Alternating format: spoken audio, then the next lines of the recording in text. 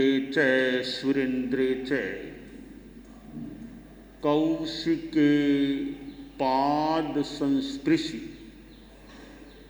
निर्विशेष मनस्काय श्री वीरस्वामिने नमः। ठाणम आगम में कहा गया है, छप्प एशिया णम खंडा अनंता पन्नट्टा।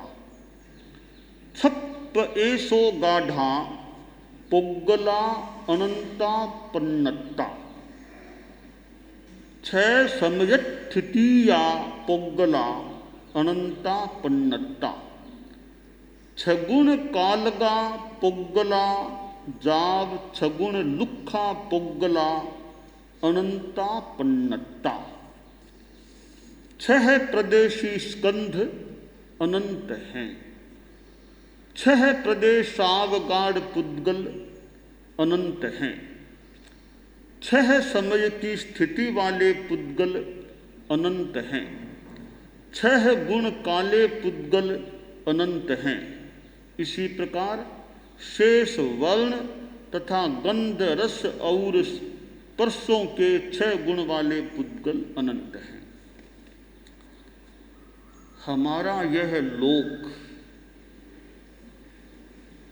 जिसे सृष्टि कह दे, यह लोक क्या है? आकाश अपने आप में अनंत है।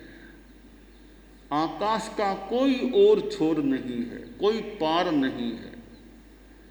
ऊपर नीचे इधर उधर कहीं भी आकाश का अंत नहीं हो सकता। इस अनंत आकाश में एक छोटा सा उसका भाग, आकाश का भाग लोक है। आकाश के दो भाग हो जाते हैं, लोकाकाश और अलोकाकाश। अलोकाकाश अनंत है। इस अलोकाकाश के मानो बीच में एक छोटा सा समुद्र के बीच टापू जैसा छोटा सा एक क्षेत्र है। अनंत आकाश की तुलना में वो छोटा सा है, बाकी तो बहुत बड़ा है, क्योंकि सारे जीव, सारे पुद्गल, धर्मास्तिकाय आदि इसी में है। पर अनंत आकाश की तुलना में देखें तो छोटा सा एक हिस्सा लोकाकाश है, जिसे लोक कहा जाता है। यह लोक या लोकाकाश क्या है? षड्द्रव्यात्मको लोक है। लोक वह होता है, लोकाकाश वह है जहां छह द्रव्य होते हैं। अलोकाकाश में केवल एक आकाश है, और न धर्मास्तिकाय है, न अधर्मास्तिकाय है, न काल है, न पुद्गलास्तिकाय है, न जीवास्तिकाय है। वहां केवल एक आकाश द्रव्य है। लोकाकाश ऐसा है जहां छहों द्रव्य हैं। तो लोक वह है जहां छहों द्रव्य होते हैं। छह द्रव्य धर्मास्तिकाय, अधर्मास्तिकाय, आकाशास्तिकाय, काल, पुद्गलास्तिकाय, जीवास्तिकाय। इन छह द्रव्यों में दृश्य, मूर्त यानी मूर्त, रूपी, जिसे रूपी कह दे, मूर्त कह दे, दृश्य पुद्गल है।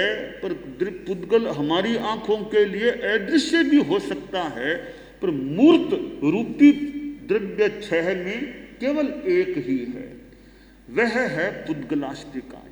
धर्मास्तिकाय है, द्रव्य है, बड़ा उपकारक है हमारे लिए, गति क्रिया में सहायक है, पर वह दृश्य नहीं, अमूर्त है, रूपी। अधर्मास्तिकाय भी तो ठहरने में सहयोग देने वाला तत्व है, पूरे लोक में फैला हुआ है, वो भी दृश्य नहीं, अमूर्त है, अरूपी है। आकाशास्तिकाय भी अमृत है, काल भी अमृत है। जीवास्तिकाय आत्माएं हैं, अपने आप में आत्मा भी अमूर्त है, जीव अपने आप में अरूपी है, उसे आंखों से देखा नहीं जा सकता, अमूर्त है, आत्मा अमूर्त, परंतु पुद्गलास्तिकाय है वह मूर्त है, रूपी है, उसमें वर्ण गंध रस स्पर्श है, ऐसा द्रव्य है पुद्गलास्तिकाय। शास्त्रकार ने ठाणन के इस प्रकरण में, तो छठे स्थान का अंतिम प्रकरण आ गया है, उसमें पुद्गल के बारे में जानकारी दी है। 6 की संख्या है तो 6 की संख्या से संबंधित पुद्गल की बातें, 4 बातें बताई हैं।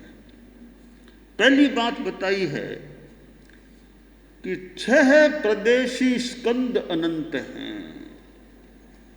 स्कंद प्रदेश समूह है, ऐसा स्कंद जिसमें यो माने 6 परमाणु मिले हुए हैं, जिस 6 प्रदेश कह देते हैं उसको, 6 प्रदेश वाला स्कंद होता है जिसमें अवयव 6 हैं, प्रदेश हैं। ऐसे स्कंद लोक में अनंत है, ये एक बात बताई है।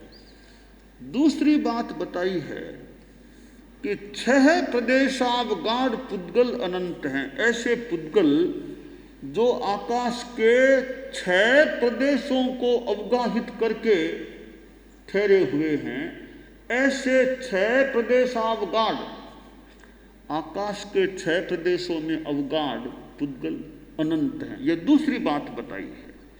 तीसरी जानकारी दी है कि ऐसे पुद्गल जिनकी स्थिति 6 समय की है। समय तो कितना छोटा, एक आंखों से हम निमेष करें, एक निमेष किया, असंख्य समय बीत गए। ऐसे में 6 समय की स्थिति वाले पुद्गल लोक में अनंत है। ये तीसरी बात बताई है। चौथी बात बताई है कि 6 गुण काले पुद्गल अनंत हैं। पुद्गल काला है, कोई नीला है, तो इनका गुण कोई ने कितना ही गुण, ऐसे 6 गुण वाले पुद्गल हैं, वो भी लोक में अनंत हैं। इसी प्रकार 6 गुण नीले, 6 गुण पीत, 6 गुण श्वेत, 6 गुण लाल, 6 गुण सुगंध वाले, 6 गुण दुर्गंध वाले, 6 गुण तिक्त आदि रस स्पर्श, जो 6 गुण वाले पुद्गल भी अनंत है। हमारी सृष्टि में कितने पुद्गल हैं। हमारी आत्मा के लगने वाले कर्म सारे पुद्गल ही हैं। एक आत्मा के कितने कर्म लगे हुए हैं, तो सारे के सारे वे कर्म पुद्गल ही हैं। तो हमारा यह सृष्टि का एक महत्वपूर्ण अंग है, तत्व है, वह है पुद्गल, पुद्गलास्तिका है। और पुद्गल जीव के कितना काम आता है। पुद्गल बहुत काम आता है जीव के, खाने में, पीने में, पहनने में, ओढ़ने में, सोने में, कितने हमारे पुद्गल काम आते हैं। तो हमारा जीवन जो चलता है उसमें पुद्गलों का भी बड़ा सहयोग है। और ये पुद्गल ऐसा तत्व है जिसके लिए आदमी अपराध करता है, झगड़ा करता है, हिंसा करता है, आसक्ति भी करता है। बाकी धर्मास्तिकाय है, उसके लिए कौन झगड़ा करता है। आज तक मैंने सुना नहीं संभवतः कि लोगों ने धर्मास्तिकाय के लिए झगड़ा किया हो कि धर्मास्तिकाय मैं लूँगा। हाँ, क्षेत्र को तो मान ले, क्षेत्र के अंतर्गत भले धर्मास्तिकाय, वो अलग बात। धर्मास्तिकाय को लेकर कोई झगड़ा हुआ हो ऐसा सुना नहीं है। धर्मास्तिकाय को लेकर किसी ने झगड़ा किया हो पता नहीं है, सुना नहीं है। हाँ, झगड़ा आकाश के लिए कि ये एरिया मेरी है, इस रूप में ये एरिया मेरी है। हवाई जहाज की भी ये उड़ान की क्षेत्र सीमा हमारे देश की है, ऐसा तो हो सकता है। वायु सीमा यह हमारी है, आकाश की सीमा उड़ान की, ये भी मान लो हो जाए, तो आकाश के लिए मान लो झगड़ा हो जाए। काल के लिए झगड़ा कि भी यह समय तो मैं लूंगा। कैसे कि दो विद्यार्थी पढ़ने वाले हैं एक शिक्षक के पास, अलग अलग विषय, कि यह समय तो मुझे देना पड़ेगा, यह समय मैं लूंगा। यूँ समय के लिए इस रूप में झगड़ा मान लो हो जाए, मुझे इतना समय मुझे चाहिए। तो समय के लिए भी कोई झगड़ा हो तो हो जाए। पुद्गल के लिए कितना झगड़ा हो सकता है, जीवों के लिए, प्राणी के लिए भी झगड़ा, जर जोरू जमीन, प्राणी के लिए भी झगड़ा हो सकता है। पुद्गल के लिए झगड़ा, प्राणी के साथ भी पुद्गल जुड़ा हुआ है। कोरी आत्मा के लिए कौन झगड़ा, पुद्गल जुड़ा हुआ है। पुद्गल के लिए झगड़ा, रुपया, पैसा, मकान, संपत्ति आदि आदि कितनी चीजों के लिए आदमी झगड़ा कलह कर लेता है। पुद्गल के प्रति कितनी आसक्ति भी हो जाती है, हो सकती है।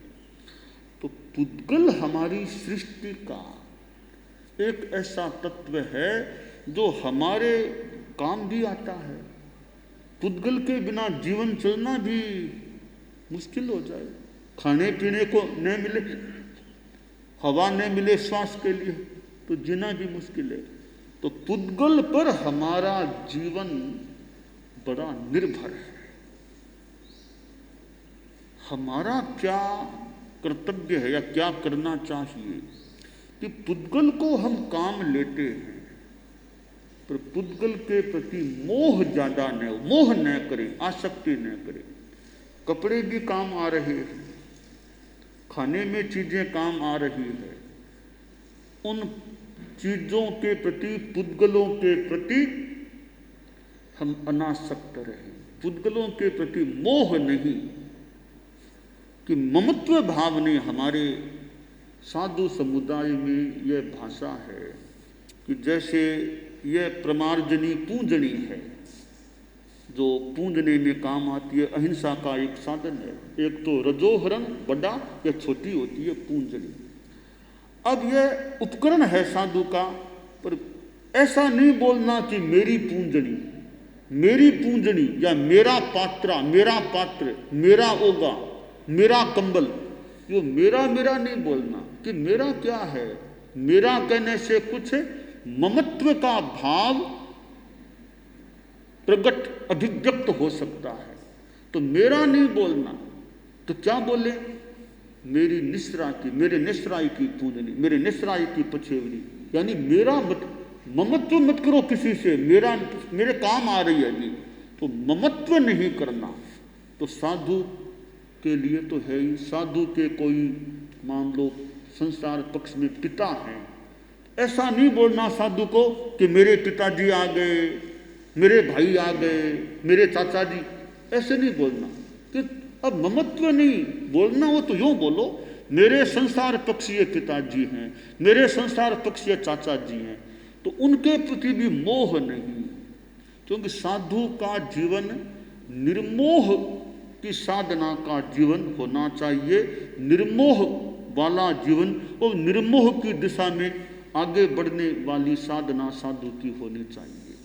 तो पुद्गल के प्रति साधु को तो मोह से बचना ही चाहिए, पर गृहस्थ भी सोचे कि जितना मेरा मोह कम हो, पदार्थों के प्रति जितनी आसक्ति कम हो। आसक्ति है, मोह है, लोभ है, तो फिर आदमी झूठ कपट आदि आदि भी उसको पाने के लिए कर लेता है।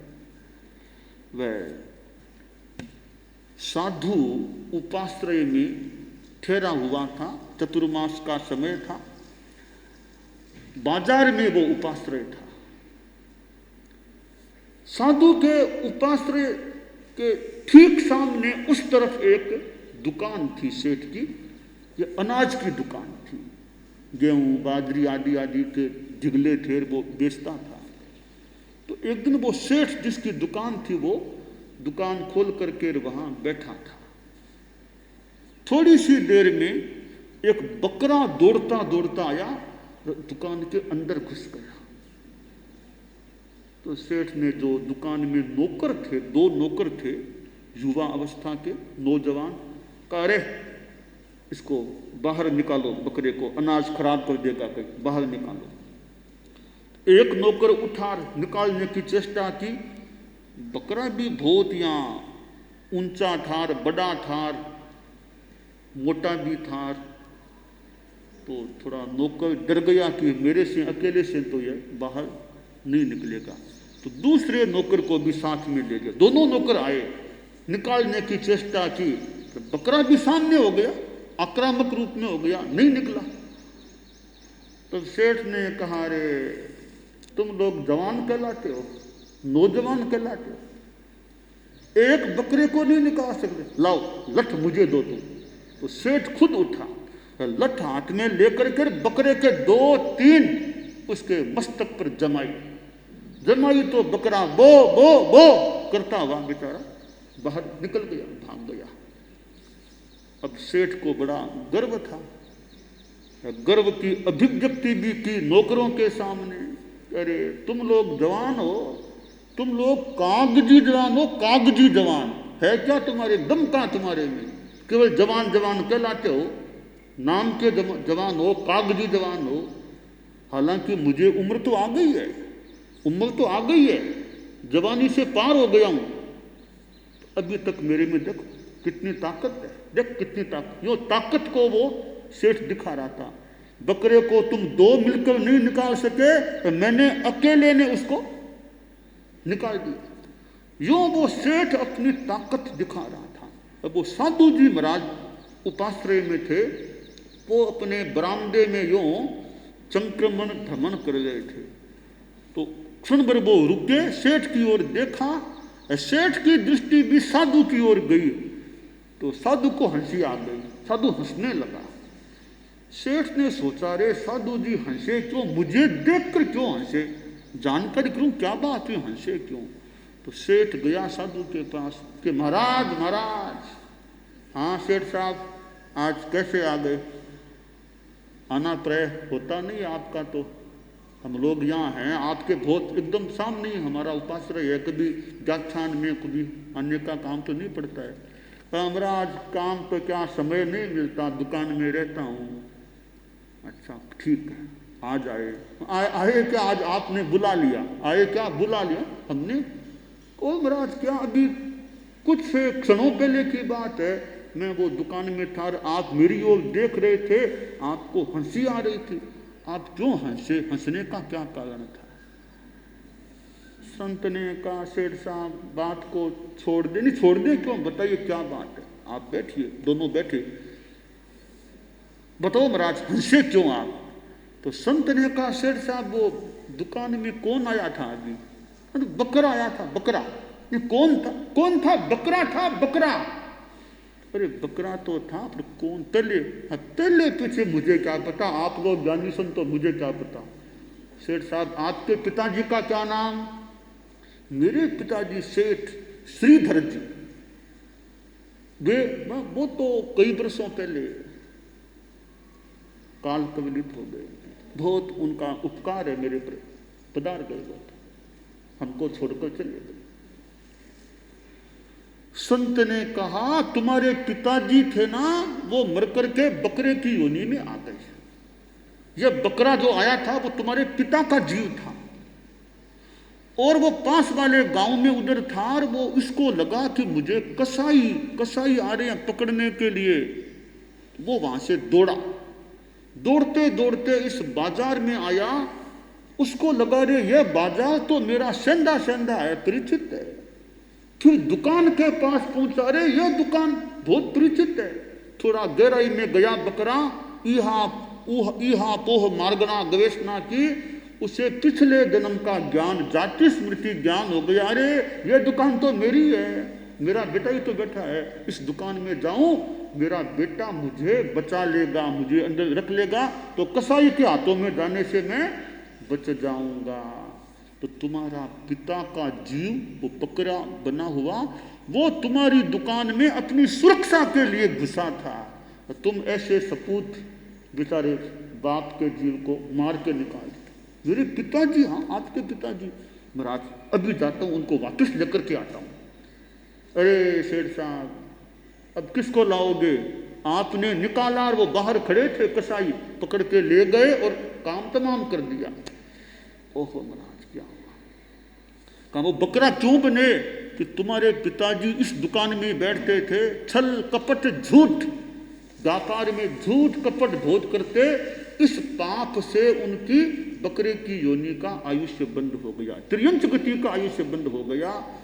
तो कहने का मतलब आदमी पैसे के लालच में यानी पुद्गल के लिए झूठ कपट आदि कर लेता है। तो हम पुद्गल के लिए आदमी हिंसा भी कर सकता है, पुद्गल के लिए झूठ कपट कर सकता है, चोरी कर सकता है, बेईमानी कर सकता है।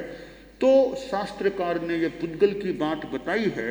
हम पुद्गलों के प्रति अनासक्त रहने का प्रयास करें, यह काम्य है। तो ठाणंग में ये 4 बातें बताई गई। 6 प्रदेशी स्कंद अनंत हैं, 6 प्रदेशावगाढ़ पुद्गल अनंत हैं, 6 समय की स्थिति वाले पुद्गल अनंत हैं, 6 गुण काले पुद्गल अनंत हैं। इसी प्रकार शेष वर्ण तथा गंध रस और स्पर्शों के 6 गुण वाले पुद्गल अनंत हैं।